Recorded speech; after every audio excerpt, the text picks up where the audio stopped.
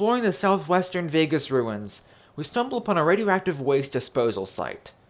Passing by it, we notice a building on the street. Never been there before, so let's go check it out. As we approach, a gunfight ignites on a street down from us. Well, we better go help out the NCR. We can see their troopers firing away as laser fire passes their skulls. Let's go help these suckers before they end up dead. We are on the butt end of McCarran, so we should expect to have the NCR presence in this area, but still, I still think we should help out. They're more than likely fighting fiends or some other raider, but let's go check it out. Oh wait, by the time we got there, the fight's over. And sure enough, they were fighting fiends. Now, the fiends are one of the most dangerous and unpredictable raider groups in the Mojave. They rape, pillage, and kill, not for some organized cause or for really the traditional raider sense. They're not like the jackals or vipers or cons, as in they have no real end game for their raiding. They're just doing it for the sake of it. And more often than not, they're high. For the fiends, they're a bunch of druggies, a bunch of junkies, just wandering around killing high out of their mind, not even realizing what they're doing most of the time. Kind of feel bad for them. But talking to NCR at McCarran has given us a bit of an idea of how their leadership works. For they don't really have leadership in the traditional sense. They have a leader and a couple leaders, but it doesn't really have.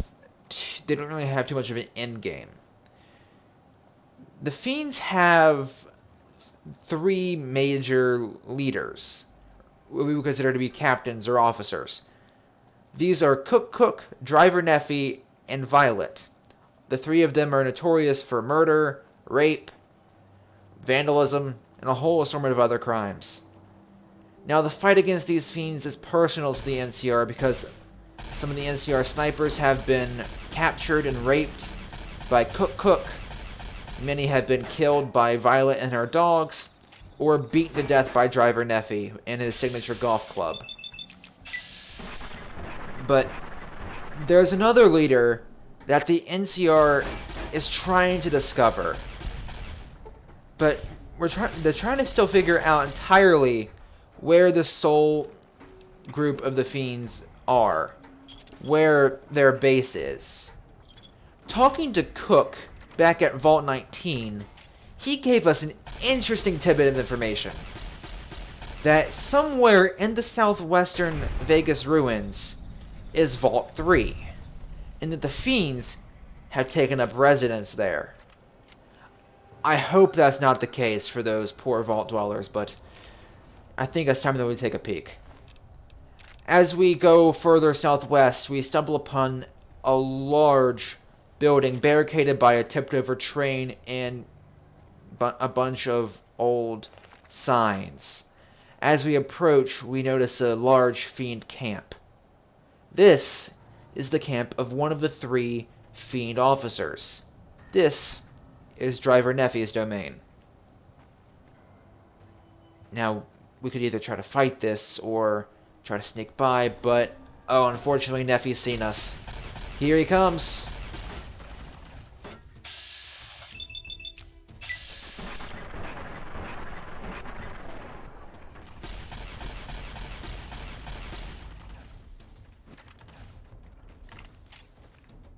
It appears that he wasn't the only one who aggroed. The entire fiend camp is now swarming us.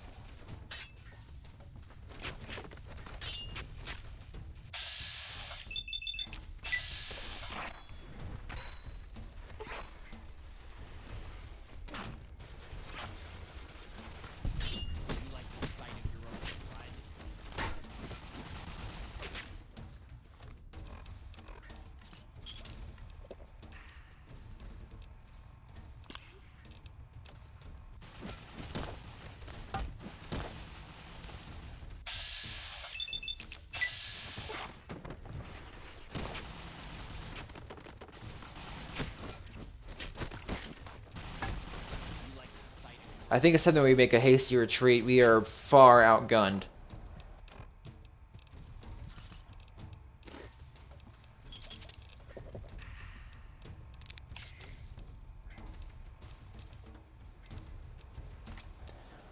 Switching to our shotgun, let's try to deal with these suckers close range.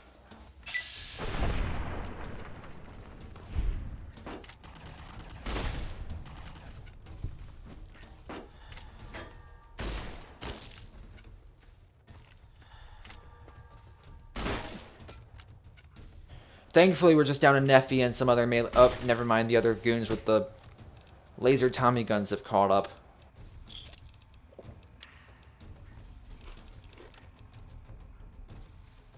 Let's switch over to a better pistol, shall we?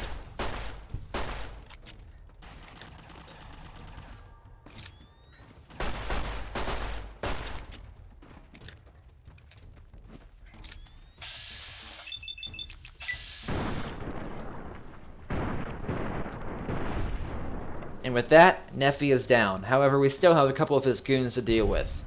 Now, on his corpse, we can actually take his head. This is useful if we want to play Bounty Hunter for NCR. For the NCR will pay us handsomely for the heads of the 3 Fiend officers. So if we were to kill Violet and Cook now, we could take their heads in as well and get paid. So we're going to hang on to Neffy's head for a bit. Now then, with his golf club, it's time to Andrew Ryan some freaks.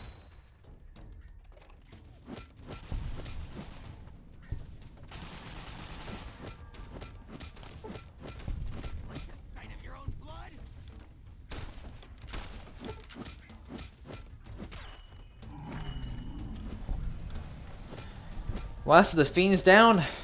Alright, calm down, me. I think he's dead. My lord, that was a fight. But that's one of the Fiend leaders down. However, their strong presence in this area gives me a hint that their main base is more than likely close by. And if it is indeed Vault 3...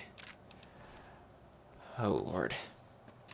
Passing by Driver Neffy's camp, we can head around the base of this building, and we see a double door with 2 barrel fires burning beside them. Let's head on into the South Vegas ruins, shall we?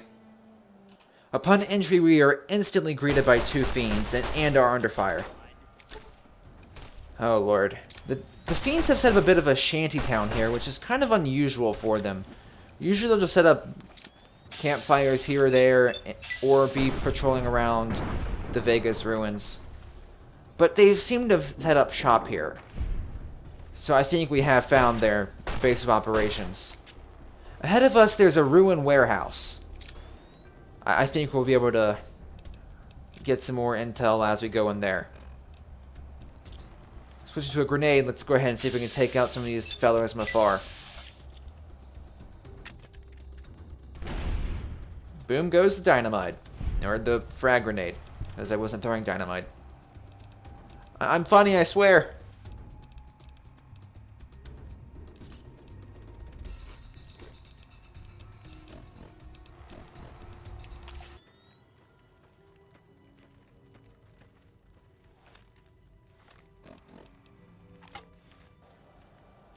Taking a laser rifle so we can repair ours. Oh dear. The Fiends have taken up shop here. And there is still a lot more ahead of us. Our Pip-Boy compass indicates more enemies, and yep, we are rushed by another Fiend with a pool cue. He has a mean parry game, but unfortunately for him, we have charge attacks. We are being shot at by a Fiend with a Tommy gun and a varmint rifle. Oh no. In the midst of this fight, we stumble upon Vault 3. Cook was right. The Fiends have taken over Vault 3. Or, potentially. Maybe they're still trying to get in. There's still hope. Maybe they don't have a Pip-Boy, right? Okay. Okay, there's still hope. We can warn the dwellers about the raiders outside. Okay. Okay, there's still hope for this vault. Or, maybe it was Experiment Vault. I don't know. Let's go ahead and head on inside and see if we can piece together what's going on here. Outside, we see classic signs of raider habitation. There are corpses strung up from the ceiling with meat hooks. But turning the corner by some dumpsters, we see the big door to Vault 3. Oh no. Well, okay, let's hope these dwellers are smart and didn't open the door to these guys. Activating the control pod, we are sent inside Vault 3. Oh no. What are you doing here? You got some kind of fucking death wish, asshole? We are immediately thrown into dialogue with a fiend. They made their way in. More than likely, the dwellers are dead. Well, maybe it was like Vault 19 and the dwellers were gone by the time they showed up. I don't know. But we have options here. If we have a high enough speech skill, we can talk this fiend down and claim that we are here to sell drugs. If we do that, then we are permitted free reign of the vault, and no one will shoot us. Every other option will either end up with them telling us to leave. If we don't, they'll shoot at us, or them immediately turning hostile. Thankfully, I prioritize speech, so we will be able to talk this down without having every fiend in the vault shooting at us. Okay. Let's try to avoid a fight like we had with Nephi. Because we are, after all, in Vault 3, home of the fiends. If you're fucking carrying, just fucking say so. Yeah, deliver to the boss. Business as usual. Motor runners down in the maintenance wing.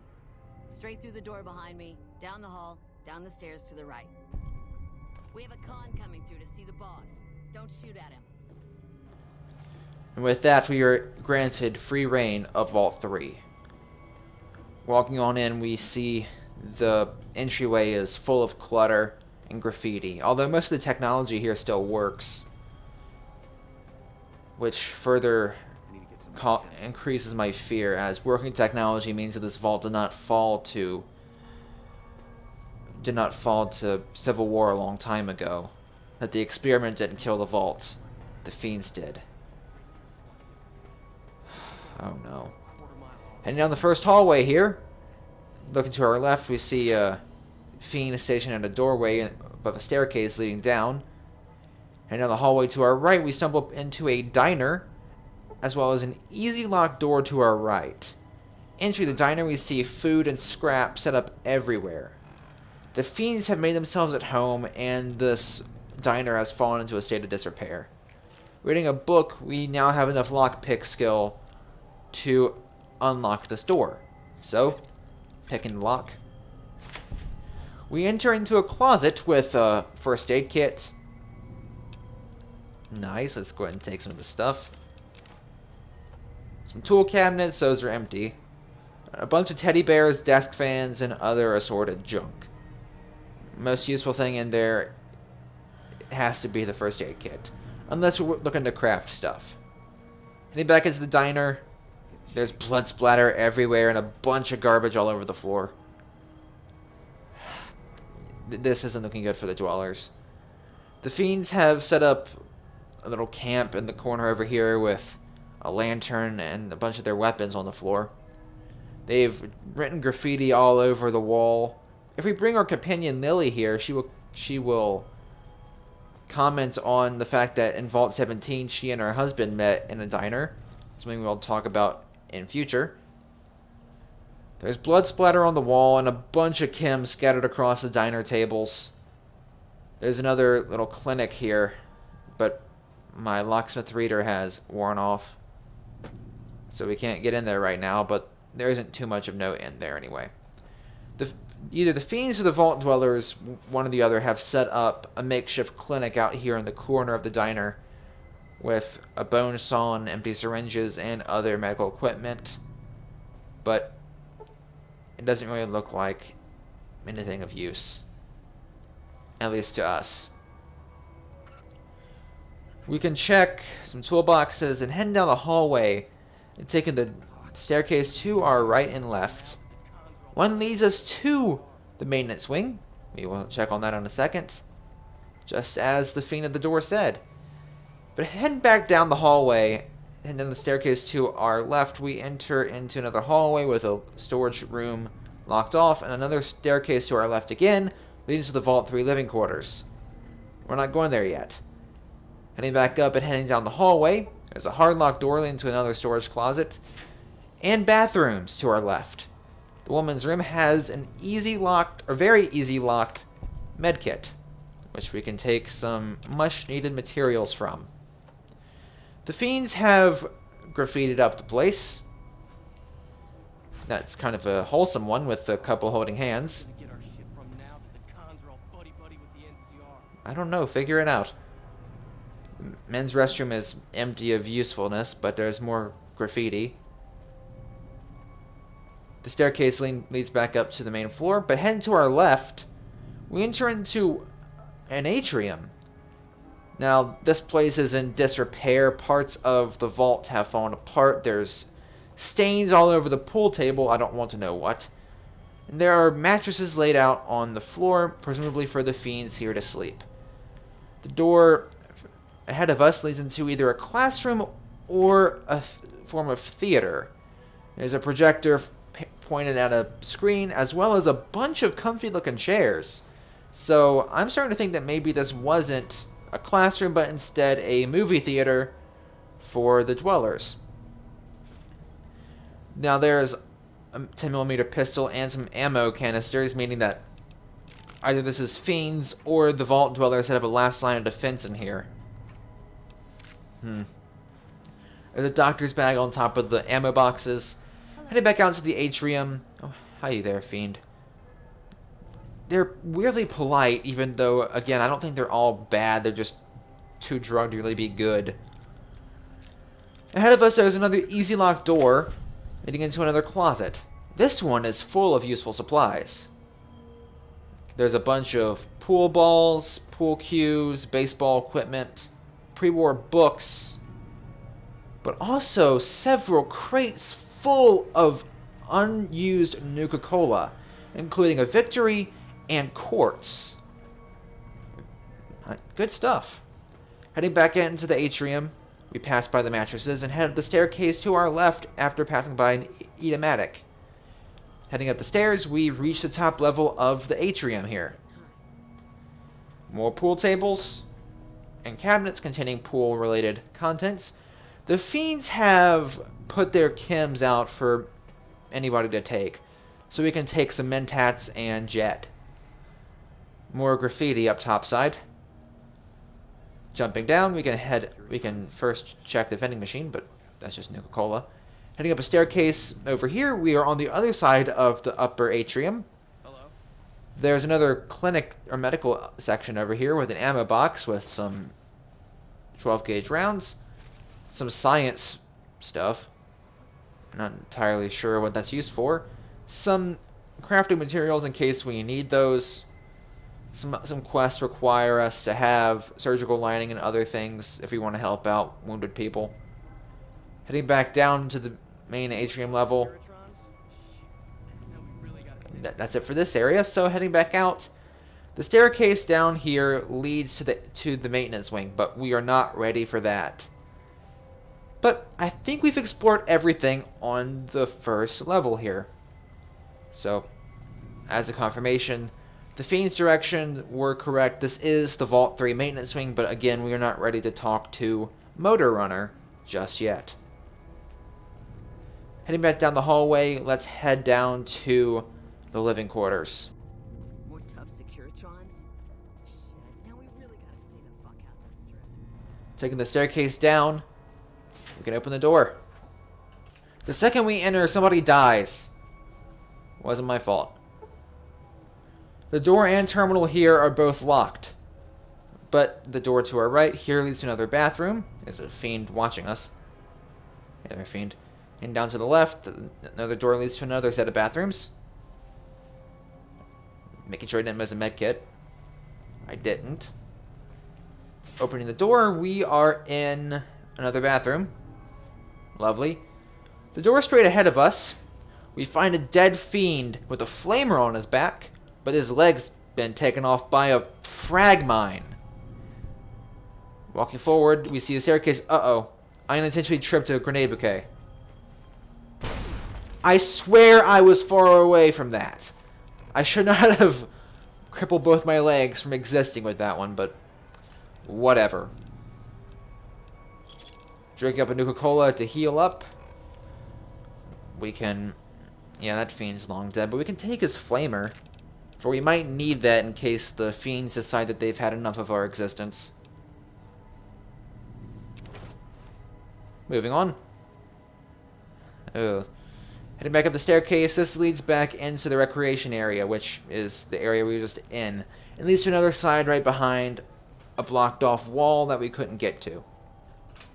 Using some totally legitimate means, we can open the door and head into what appears to be the Overseer's living quarters. We can overlook the main atrium of the vault. And we enter into a back little area here, which is cleaner than most sections of the vault. Opening a door here, we enter the Overseer's office proper. Using some totally legit methods, we unlock the Overseer's terminal. Happy birthday! The first entry here is a birthday message to, I'm assuming, the Overseer's, someone connected to the Overseer. Hi, Janet. How is the school year going so far? I heard good things from your teachers. They say you are one of the top students in your class. Your birthday is tomorrow. Sweet 16 at last. Can you even believe it? It seems like yesterday my sister told me she was going to have a little girl. Do you have big plans for your birthday? I think if you are interested, I could talk to some folks and get the dining room reserved for a couple hours. Let me know if that sounds like fun. Aw. And I'll start getting the ball moving. Uncle George. So the Overseer's niece was having a birthday. And he wanted to make sure that her birthday was extra special because this was her sweet 16 and was going to get the dining hall reserved for her and some friends for a potential party.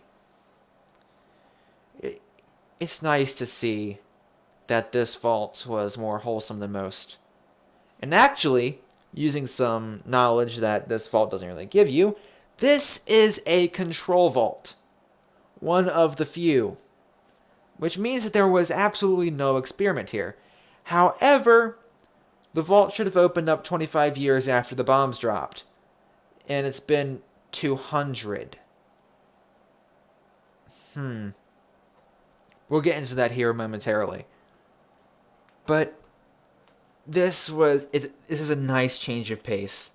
To see a vault with a functioning community, with just regular life existing with no experiment interfering.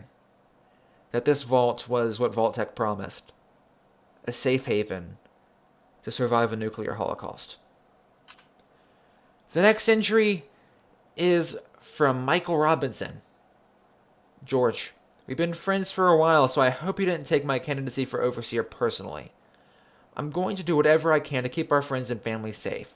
And if that means taking our exposure to the outside world slow and keeping to ourselves, outside of what we need, of course, then that is what I'm going to push for. No one knows what it's going to be like out there. There could be horrific mutants or strange wandering vagabonds, aliens, murderous gangs. We have no idea. Let's be smart about this. So the Vault was entering into an election season where the Overseer was going to be replaced. It was the current Overseer, George, versus Michael. George wanted to open the Vault and see what was going on in the outside world and start trade and that sort of thing, while Michael wanted continued isolation. The Vault has been in a period of isolation for 200 years because previous Overseers and previous Dwellers decided that the 25 years wasn't nearly enough time, and against Vault-Tec regulations, kept the Vault closed for the past 200 years. Now it is seeming like they finally want to open up, however the Vault is more split on this. There are people who are more willing to open up now, however there are still plenty of Dwellers who would rather keep the door closed, and their candidate for Overseer is going to support that, even though the current Overseer would rather open the door. Robinson has a point. They had no clue what awaited them out there in the wasteland. And there were indeed murderous gangs awaiting for them. And actually all of the things that he guessed were correct. There are aliens in the Fallout universe. There are mutants, although the super mutant presence in the Mojave has significantly dropped, especially with settlements like Black Mountain and Jacobstown. But there were a lot of threats that the dwellers weren't prepared for. Murderous gangs being one of them. Moving on. Surprisingly, in the next entry, we learned that George won again. Greetings, everyone. Thank you all for putting your trust in me. I am honored to serve as your overseer for the next term and hopefully beyond. I am going to do everything I can to get Michelle's committee outside as soon as possible. We'll get our water issues resolved and form lasting bonds with our neighbors and the world outside. Thanks again for putting your trust in me. George Stewart, Overseer. So he won. And his committee to moving things forward to opening the vault has gotten traction, and he hopes to put people outside shortly. So, let's see how this plays out. Although, wait, actually, before we move on, he did mention some water issues. Is this with water filtration, or flooding, or some other form of water issue? Well, I guess we'll find out. The next entry is about a weapons cache. Sent from Michelle Dalian, the person behind the Outside World Committee, to George Stewart. George, I am not sure what Michael is planning, but I suggest that you leave the weapons in those two submerged storerooms. I'm pretty sure he doesn't have any support, and there is no need to give him the opportunity to arm himself. Michelle. So it appears that our friend Michael didn't take losing this election, didn't take that very well. And it's obvious that George was starting to fear retaliation from Michael. But we also get our answer to the previous question. There was, in fact, flooding in the vault, blocking off 2 weapons caches. This is both good and bad. For it's good that the losing candidate wasn't able to arm himself and potentially take the office by force.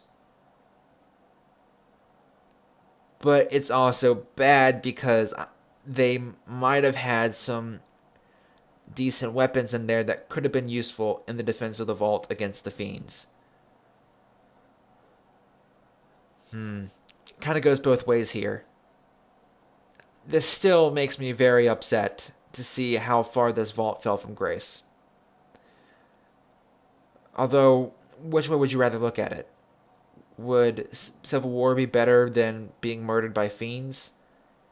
Would you rather die by people you know, or would you rather be murdered by a murderous gang outside?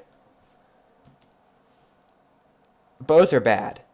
Both are very, very bad options. Moving on. Our final option here... Final option here is to unlock the storage room doors, which will allow us to access these 2 submerged weapons caches. So, let's head on back out, shall we? I'll hop back into traditional exploration of the vault here momentarily, but we find both of these submerged rooms on the far sides of the living quarters. I recorded the sections for this vault in halves, so to prevent spoilers, I'm going to just go ahead and jump ahead to looting these rooms. There are some decent weapons in here, but nothing I didn't already have. Most had either been potentially ruined or taken by somebody, perhaps. Heading back out, let's go find the other one real quick. Once again, the other one isn't really of any value to us, as we have far superior weapons, but to a vault dweller, I suppose that these weapons would be valuable, especially against a raid. So I guess it really depends on your point of view. Would you rather the losing candidate get the weapons and arm a rebellion, or have the weapons yourself to fight against a hostile raid.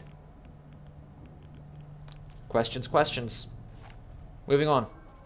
Now that we've explored the Overseer's office and the weapons caches, we can head on down the staircase here. We enter the main atrium. The fiends have caged random wastelanders in here. This door just leads back up to the Overseer's area. Oh no.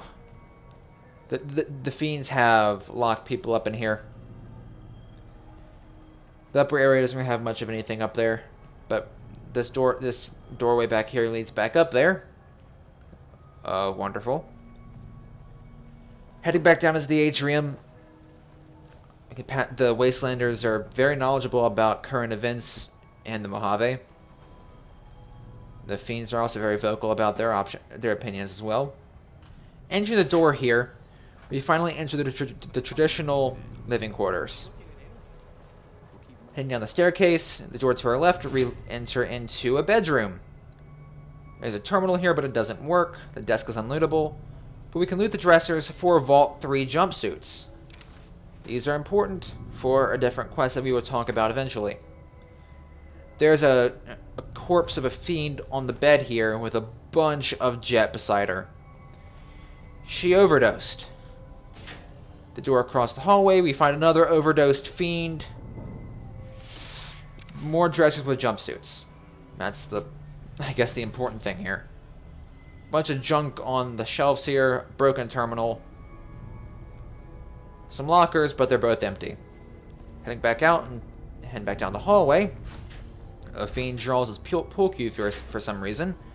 To the door to our left, we find a terminal that works from the headmaster of the school, but it doesn't work. There's no entries.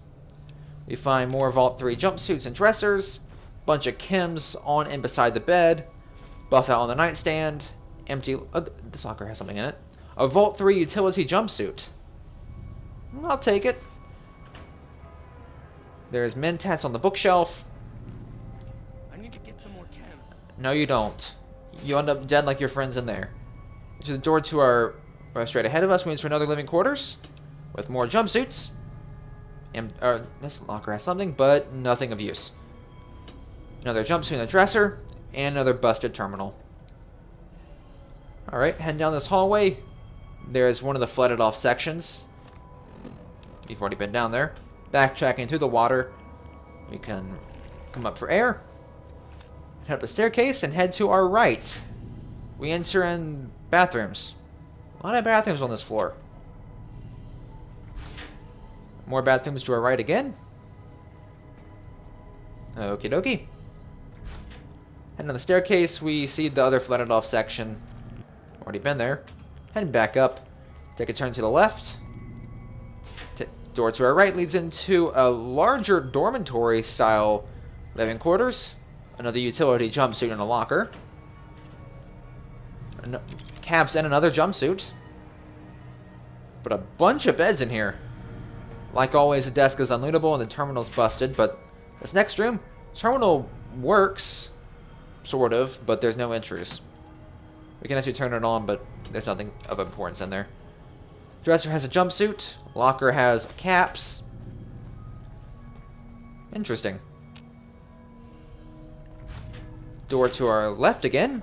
We enter into like a server room. Broken terminal. This room is in more a state of a disrepair than all the other living quarters we've been into. There's a bed overturned. Terminal's even more screwed up than usual. Door to our right. Terminal's busted, as always. Dresser has some chems and jumpsuits. Lockers are empty. Heading out. Closing the door behind us, we can climb up the staircase. And we are back into the main atrium again. Now, there are too many fiends here to open these, to free these dwellers just yet. Or these wastelanders just yet. I think it's time that we... Oh, hold up. Not phase through walls, stop it! I think it's time that we finally head back out and pay all Motor Runner a visit. we need to figure out what's going on here. We can assume that the dwellers are dead, but you know what? Who knows? Maybe, just maybe, they're being kept in captivity somewhere. We've already seen evidence of the fiends jailing people, so who knows? Maybe the fiends decided to show these dwellers mercy, but there's blood everywhere, so I kind of doubt that. Heading down the staircase to the maintenance wing, we can finally interact with it. We enter into a server room. There's a locked door to our left that leads to another storage room. There's a broken terminal. Lovely. But a lot of the technology still works. There's a terminal that does work and does have some information. The first entry here is talking about the water leak. Hello everyone. I'm sorry to inform you that the small water leak that we detected a couple weeks ago appears to be more serious than we first thought. We're going to have to vent the pipes in that section to isolate the leak and stop the pressure from stressing the rest of the system. Unfortunately, this means that we are going to have to start rationing our water. My apologies go out to anyone currently residing in one of the affected areas. We will be working to resolve the issue as soon as possible. Thanks, Vincent. The next entry is... Ooh. Hi, Jenny. It was great getting a chance to talk to you. I am glad to hear that things are going well for you. I'm curious if you'd like to meet me for dinner one day next week. I know we don't talk that often, but I feel like we really clicked last night. I hope you feel the same way. Looking forward to hearing from you soon, Vin. Aw. Asking his crush out. I hope he gets an answer back. But then, of course, we remember that everyone here is more than likely dead, so don't get too invested in the lives of these people. Ask her uninvested. He got a response from her not too long afterwards. Hi there, Vinny. Last night was so much fun. I can't believe it took us this long to sit down and talk. Let's do that again very soon. Next time, maybe we can even have breakfast together as well. XOXO, Jen. Aw, glad it worked out for them. Again, it's nice to see some wholesome stuff going on in a vault for once. But of course, it can't last forever. Final entry is to William Mason from Vin. Hey buddy, thanks for the advice. Dinner went great last night, and I'm not sure I would have been able to work up the guts to talk to her if you hadn't convinced me. I owe you, big time. I know you've been pretty stressed with the water issues, so if you need a break for some rec time, let me know. Thanks, Vin. So, we get more intel from about this relationship that his friend, William Mason, had helped him work up the courage to ask his crush out. And thankfully for Vincent, she accepted, they had a nice date, and they are looking forward to doing it again soon. This makes what happened here even more tragic. Not to mention the fact that, well, we'll talk more about that in a little bit. This hurts. This hurts almost as bad as an experiment would. Maybe even worse. We'll get into more about that in a bit. Curse these fiends. Exiting the terminal, we can check the desk. Some pre-war money. There's a toolbox on a shelf over here. Some scrap metal and a wrench. Opening the door, we head out into a long traditional maintenance wing hallway. Heading to the right, there's another locked off storage room. Can't get in there though. Couldn't always phase through it, but yeah, magic like that. Some tool cabinets.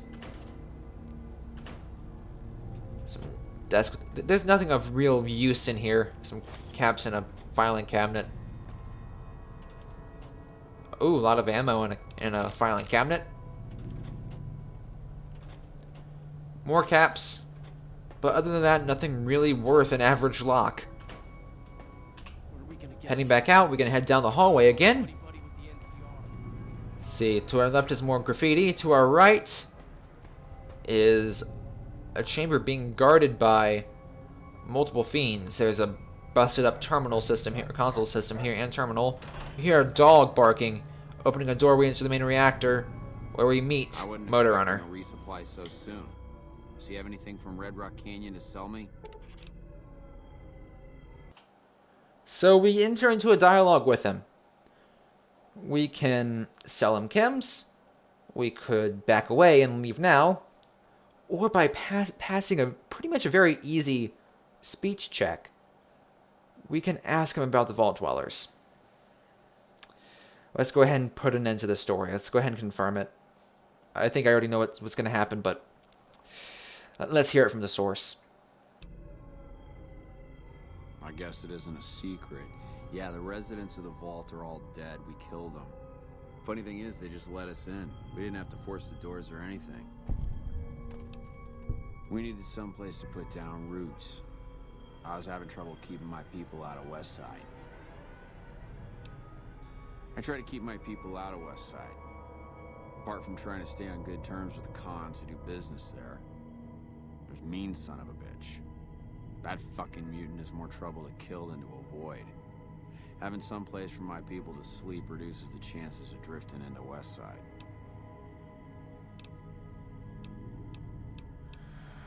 I'm paying 20 caps each for Jet, Psycho, or Buff Out. If we can actually barter, we could talk him to pay more for less, but... Okay, got anything else? Let's go ahead and sell some stuff to him. After all, we're just gonna end up purifying this place, so let's just make some money off of him before we can head on out.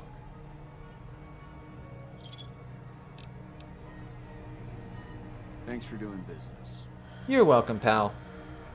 He has a chainsaw on him.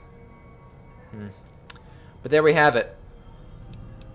We can also take a reverse pulse cleaner, which would be useful for the Brotherhood of Steel quests. But, there we have it. Gonna take a moment to pause. Motor Runner confirmed it. I already knew it, but the sucker confirmed it. The fiends moved in here and murdered everybody. Now, the motives for it were a bit different than I was expecting. Instead of hearing of, oh, Vault means good loot, like a lot of other raiders who've moved into Vaults have thought. And instead of that, it's been more of, I'm tired of my people wandering into con territory or con where the cons are doing business, so I'll keep my men here. So moving into Vault 3 has kept the fiends from wandering into West Side, which keeps them on good terms with the great cons, and also prevents them from dying to mean some of a biscuit eater, who is a mutant who kills things on sight. More specifically fiends, so he's a good mutant. But Motor Runner was tired of his men dying over there, so he moved them into Vault 3. We also recall from reading the Overseer's Terminal a little while ago that George wanted to open the vault. To open up the vault for trade and to get people to socialize with the world above. Because it had been 200 years since the vault closed, and they were well overdue for a control vault opening. However, Michael was right in the sense that the vault wasn't prepared to deal with raiders or anything of that sort.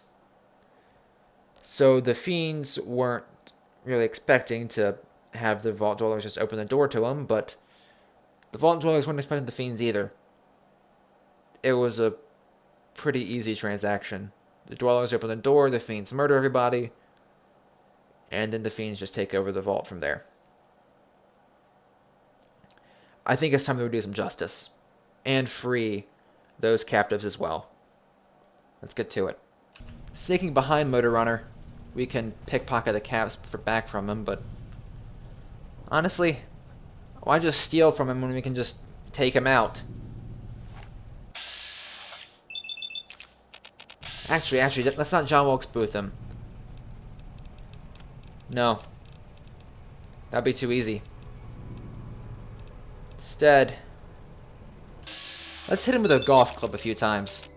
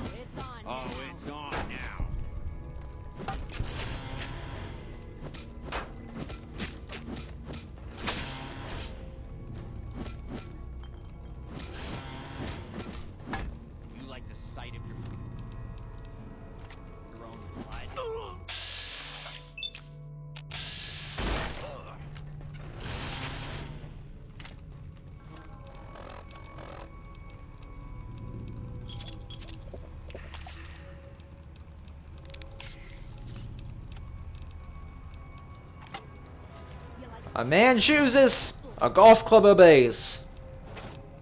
Let's purify him with some fire, shall we? Uh-oh.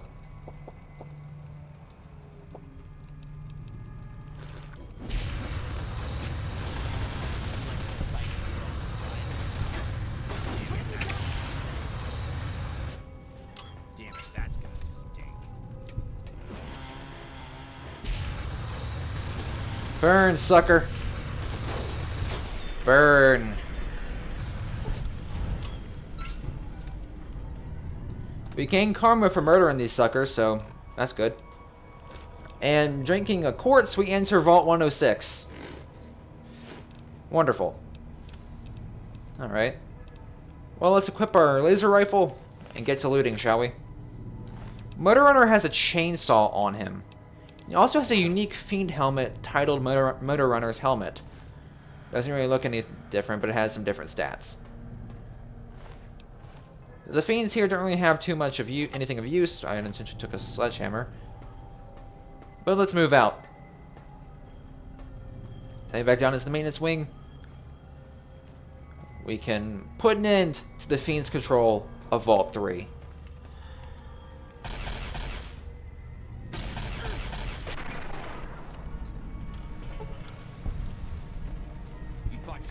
Wait, what? I shot you. You're dead.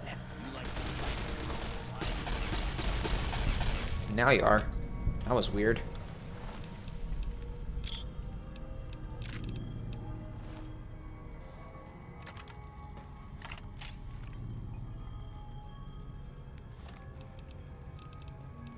You know what?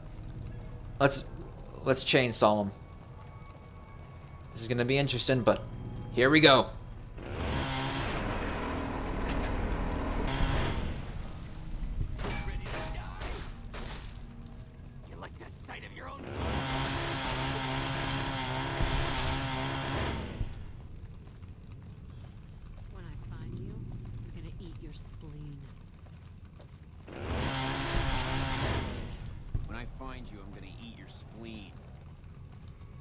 Thought you could hide from me. They want to eat my spleen so much, but golf clubs and combat knives aren't really much for a chainsaw.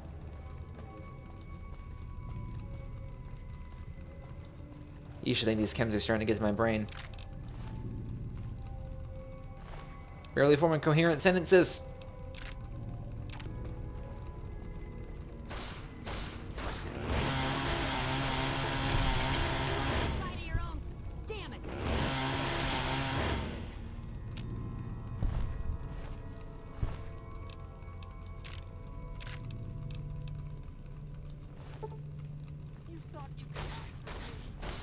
What the?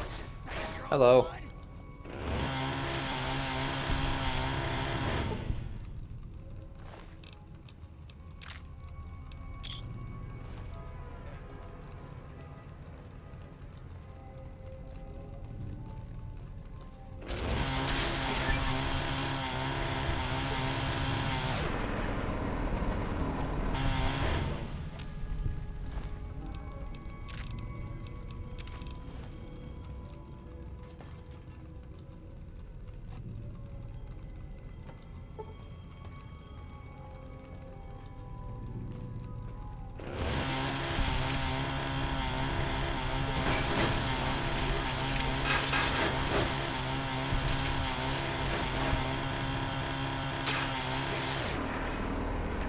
And that's all she wrote for the upper level.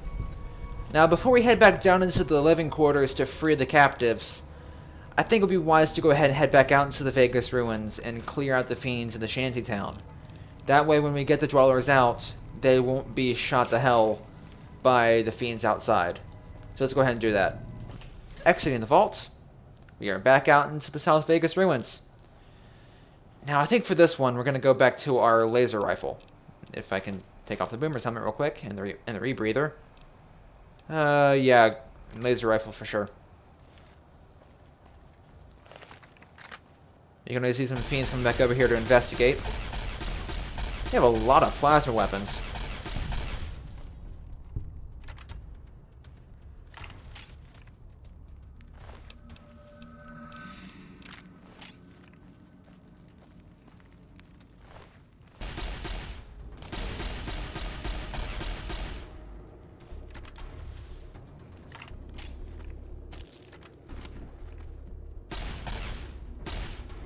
Uh-oh, grenade. And there goes my leg.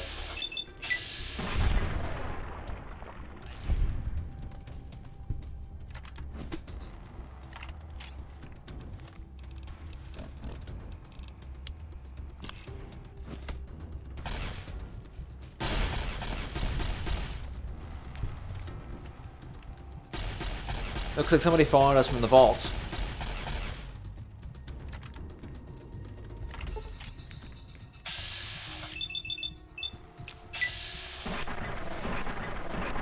So all the fiends here are dead, however, I'm low on health.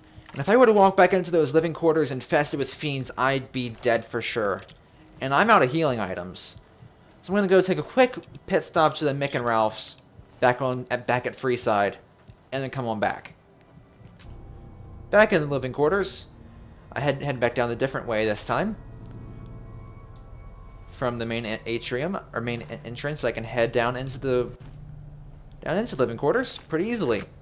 Now then, let's finish cleaning this vault out, shall we? No, I'm not. Eat it. Are you?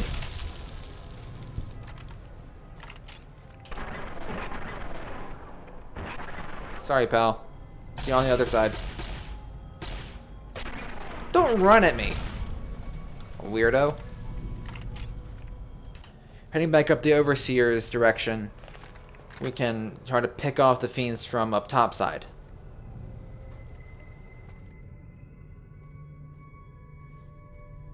Hey, got any jet? All I have is Psycho. Fuck.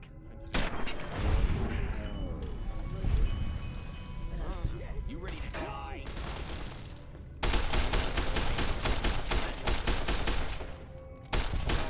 How did you get in the cage with them? Whatever.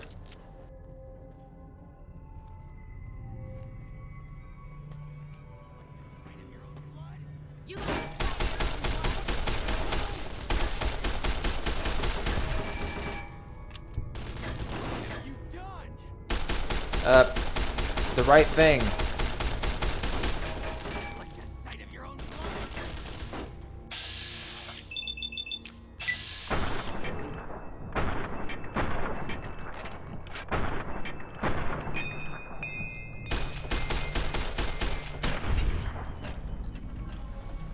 See ya, pal.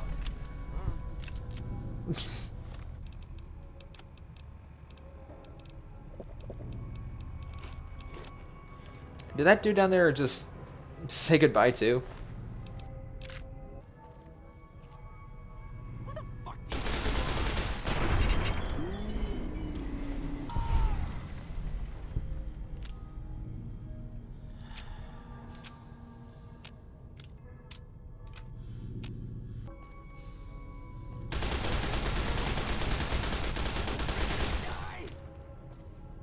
You like the sight of your own blood?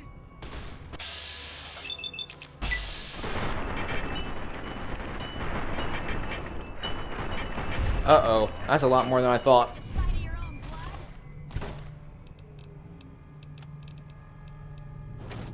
Let's hit with a chainsaw, shall we?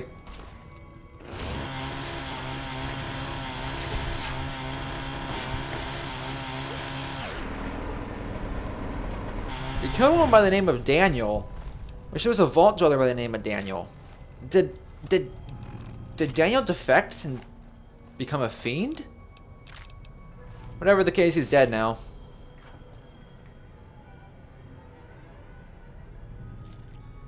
The one you can see for miles. Take down this password. It'll get you into the Overseer's area upstairs, I think. Well, that's Thanks for the helpful. help. We'll find our own way out. Alrighty. So he gave us the Vault 3 Overseer's password, but we've already been up there. So that's nice. But if we didn't have it already, that would be the way to get it. But we freed the captives. Now it's time to leave Vault 3. While we wait for the other dudes to leave and catch up with us, let's go ahead and break down the story here. So Vault 3 was a control vault, meaning that there was no experiment and that it was truly what Vault Tech had promised. A safe haven for the future. However, Most control vaults were supposed to open up after 25 years after the vault closed. Most of these vaults were given Gex so they could rebuild the area around them and start civilization again. However, this vault decided, no, we're not going to do that. So they stayed closed for over 200 years and formed a thriving community. Now, from Thanks for the help. reading the Overseer's Terminal, they function like a democracy where after a period of time, the Overseer would have to be re-elected or someone would replace them through a democratic election. Very fitting of Americans to create or to simulate the old way the president used to be elected. But they were in the midst of an election here in 2281. The two parties were the isolationists and the ones who wanted to open up for trade. Now, George was the current overseer, and he wanted to open up the vault. His opposition was Michael. He wanted to keep the vault closed. He was part of the isolationist group. However, George won re-election, and Michael decided to arm himself. However, around this time, the vault's water filtration pipes bursted and caused massive flooding to block off the vault's armory. This was both a blessing and a curse, as previously discussed, as it prevented Michael and his compatriots from arming themselves and causing a civil war, but it also prevented vault security from arming itself adequately to fend off the fiends. Now, Michael did have a point. You see, Michael was aware that the vault dwellers had no clue what was going on up topside. Where, if anything bad were out there, they wouldn't be ready for it. And while it is important that the vault gets exposed to the world and starts trading, because eventually their supplies would eventually run out, they also maybe should have been a bit more discerning of who they open up to. Because the fiends just waltzed right on in there and purged the place. They weren't ready. And thusly that civilized way of life, one of the only few vaults that actually had a happy-ish ending. Yeah, it died horribly. And so they opened their doors and met their death. It's a really tragic story for people like Vincent or the Overseer's niece, who just turned 16.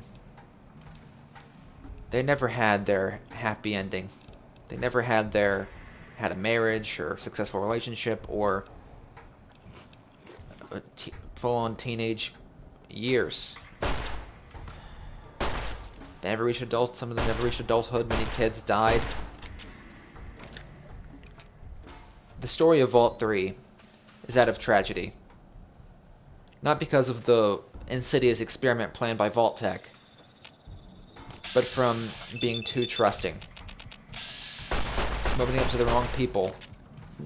Maybe not intentionally, but the results of opening up the vault still had these disastrous effects. I'm thankful that we can avenge the dwellers and save a handful of their captors. However, that still doesn't make up for the multitude of lives lost. But this has been the full story of Vault 3. And definitely not going to be the last story of a control vault that we will cover in this series. But what do you think about the story of Vault 3? Did you feel sympathy towards the dwellers? Do you even feel bad for the fiends? Let me know in the comment section down below. Be interested to hear your thoughts. Thanks for tuning in, guys, and as always, Maxusthebeast is out.